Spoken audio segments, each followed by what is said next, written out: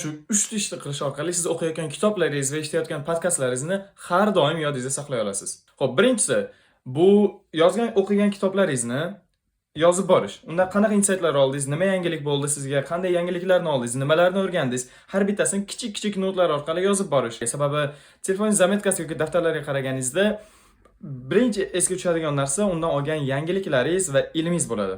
Ikkinchisi bu podkastlardan yoki kitoblardan eshitgan narsalaringizni birovlarga gapirib berish. Masalan, men iymon haqidagi shayximizni o'qigan kitobimni sizga aytib berishim mumkin yoki biron bir podkastdan eshitgan yangiliklarimni sizga so'ylab berishim mumkin.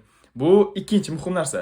Uchinchi muhim narsa bu Telegramga kirib, kuchukcha Teachers Ali deb yozib, meni kanalimga obuna bo'lib qo'yish. Chunki biz aynan shu ikkala narsani qilishni boshladik.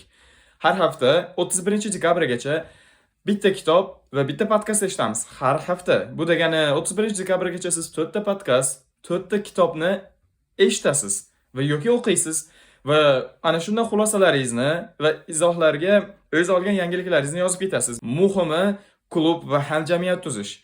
Ilmga qiziqasizmi? Meni sahifamga obuna bo'lib qo'ying. Afsuslanmaysiz degan umiddaman.